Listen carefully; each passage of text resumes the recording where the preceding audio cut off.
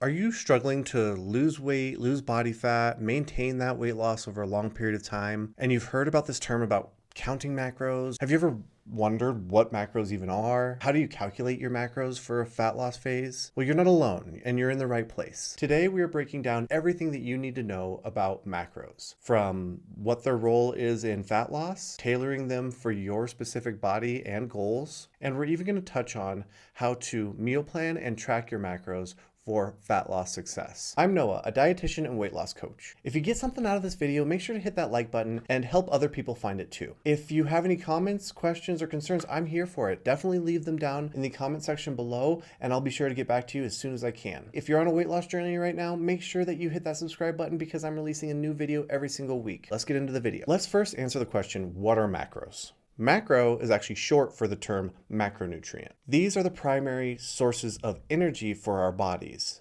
energy in the form of calories. The prefix macro actually means large. And what that refers to is we need a large quantity of these nutrients to support normal growth, development, metabolism, and just to run all of our bodily functions. There are three main types of macronutrients. These are your proteins, your fats, and your carbohydrates. Let's talk about these three macronutrients in a little bit more detail, starting with protein. Protein is essential for growth, development, and repair of different tissues in our body, in addition to enzyme production and immune support. Proteins are made up of several different amino acids, which some our bodies can produce, but some our bodies cannot produce. So it's important that we get protein through our diet. We can find protein in animal sources like meat, seafood, and dairy. But we can also find protein in plant-based sources like nuts, seeds, legumes, tofu, or tempeh. Next, let's talk about carbohydrate. Carbohydrate is the body's primary or main fuel source. Our brains and our muscles love it. You're going to find carbohydrates in foods like fruits, vegetables, dairy, grains, in addition to like sugars, baked goods, your candy, and your soda. Our body takes these carbohydrates and breaks it down into glucose. From there, that glucose can then be used by the cells to create energy. Dietary fiber, which is another type of carbohydrate, is used by our gastrointestinal tract and improves digestion and can help with the prevention of diseases like heart disease and diabetes. Lastly, let's talk about dietary fats. Fats provide a concentrated source of energy. They also help with the absorption of vitamins A, D, E, and K, our fat-soluble vitamins. They play a very important role in hormone production and the maintenance of our cell's membrane. There are two types, saturated and unsaturated fats. Unsaturated fats, those found in foods like avocados, olive oil, nuts, seeds, are typically the healthier option. Each macronutrient plays a unique role in our body, and a balanced diet should incorporate the appropriate amounts of each to support overall health and well-being. Each macronutrient provides us with a specific set amount of calories, with protein and carbohydrate providing about 4 calories per gram, and dietary fats providing about 9 calories per gram. Now let's talk about understanding macros for weight loss and fat loss. Simply put, your body needs a specific amount of calories per day to maintain its weight. These calories come from the macronutrients that we eat. To lose body fat, we must eat fewer calories than what is required by our bodies per day. This would be referred to as eating less than your maintenance level of calories. Therefore, to eat in a caloric deficit, you would need to also be consuming fewer overall macronutrients, right, to bring down that level of calories per day. That's about as deep as we're going to go as far as weight loss and fat loss and calories and macros are concerned, but be sure to check out the how to identify your calorie deficit for sustainable weight loss. I'll link that video here. Okay, so now that we have discussed what macros are, gotten a little bit of detail about the protein, fats, and carbs, talked a little bit about calories, let's go ahead and figure out how to calculate our specific macros for fat loss. So we have this all mapped out for us. We've got our example client here. We're going to talk about step 1, how we're going to find the calories, step 2, how we're going to find the protein, step 3, how we're going to find the dietary fats that are needed, and then step 4, which is how we are going to find the dietary carbohydrate. First and foremost, we've got Colleen, who is 34 years old, 5'6", weighs 175 pounds, and is a female that works out 3 times per week. We're going to start at step 1 here. Step 1, we're going to use NIH body weight planner is what you can search for in Google. Pull that up. This is going to bring you right to this page. So we have Colleen, who's 175 pounds, female. We are 34 years old.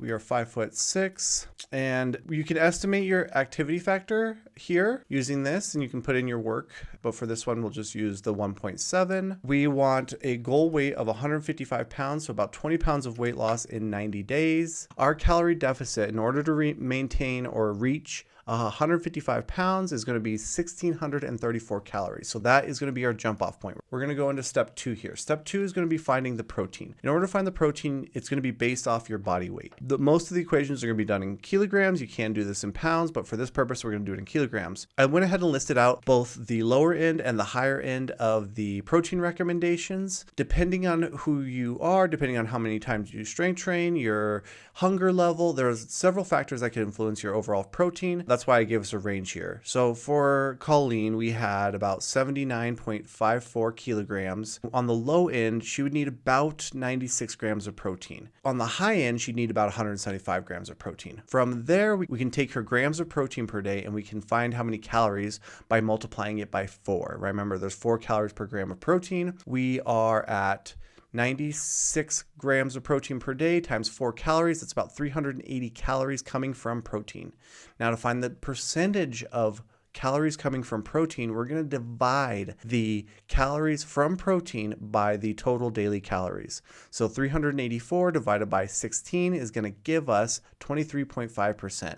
So for Colleen's protein recommendation, we have about 96 grams of protein based on her body weight. That's going to be about 23.5% of her calories, which is about 384 calories. So that is step 2. Step 3 is going to be finding the dietary fat. Because dietary fat is not based on body weight, we are going to use a percentage range of the total daily calories. So as you can see here, the percentage recommendation for dietary fat is anywhere between 20 to 35%. On the low end, we can have 20% of her calories by multiplying that by 1634, so about 327 calories. Or we can go on the high end, which would be 1634 times 35%, which would be roughly about 572 calories. We're going to fall right in the middle at about 25%. In order to do that here, so we have 25% of our calories are going to come from dietary fat, about 408 calories. We need to find the grams though, right? We're doing macros here. So 408 calories divided by 9 calories per gram. Remember, there's 9 calories per gram of dietary fat is about 45 grams of fat. In this equation, we've already got her percentage. Now we have her calories and we also have the number of grams.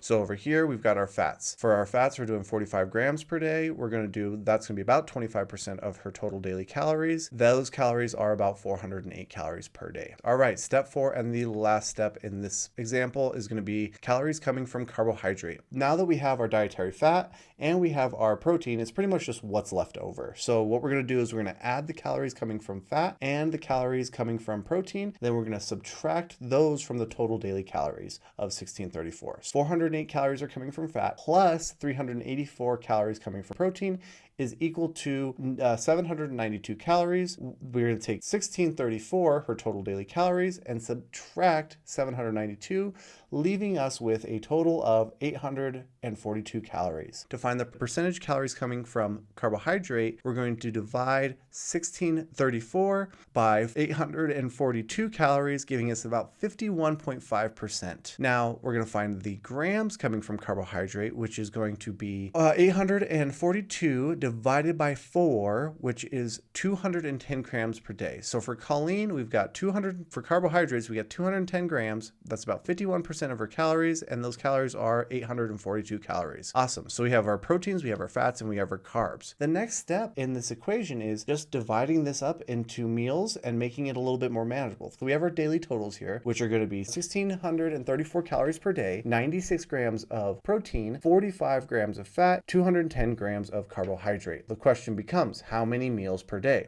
Let's say we're doing 4 meals per day. So what we're going to do is we're going to take this number here, the total daily calories and macros and divide that by 4. And when we do that, we've got about per meal 408 calories, 24 grams of protein, 11 grams of fat, and 52 grams of carbohydrate. This just makes it so much easier for you to be able to break down and fill in these macros per meal, and gives you some sort of distribution or scheduling that you can use. The last piece of this equation is talking a little bit more about meal planning and tracking your macros. This could be a huge topic, so I'm not going to go into a ton of detail. We are now at a point where we have our total daily macronutrients. We've broken it up and distributed it into 4 meals that we want to have throughout the day, so that we have set targets for ourselves, and we can then hit those daily targets as far as chunking them out into breakfast, lunch, dinner, or some sort of combination of a few different meals. One tool that I really like to use for tracking macros is called Cronometer.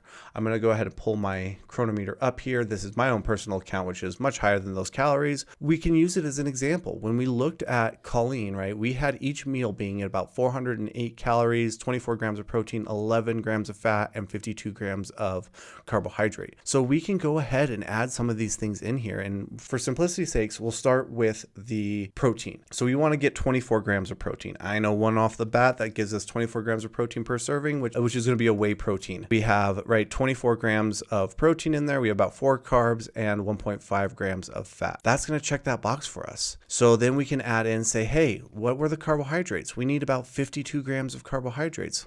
Let's say for carbohydrates, we do a piece of toast. Let's do Dave's Killer.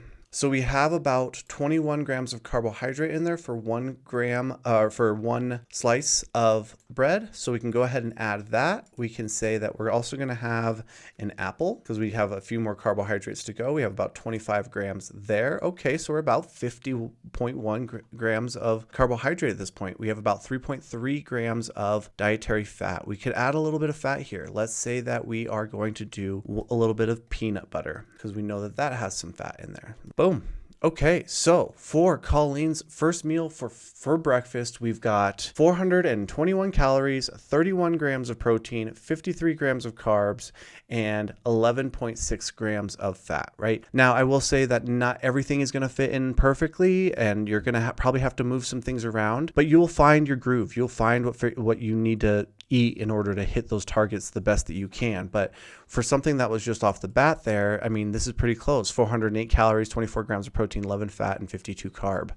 This meal that we just threw together with a protein shake, a piece of toast, maybe with some peanut butter on it, and an apple with it, was about 421 calories, 33 grams of protein, about 54 grams of carbohydrate with 11.6 grams of fat. You can see how this really fits in and makes it nicely. And then you just do that with your meal 2, meal 3, and meal 4. And that's how I would suggest going about it. And this gives you a little bit more self-awareness on the back end of, okay, what am I actually eating? What's getting me to my targets? How am I hitting this protein goal, and so on and so forth. And you might notice that you might need to adjust some things. Fat might need to be a little bit higher, or fat might need to be a little bit lower. Okay, so just as a recap, we talked about what macros were, to how to calculate our macros for fat loss. We used the example of Colleen.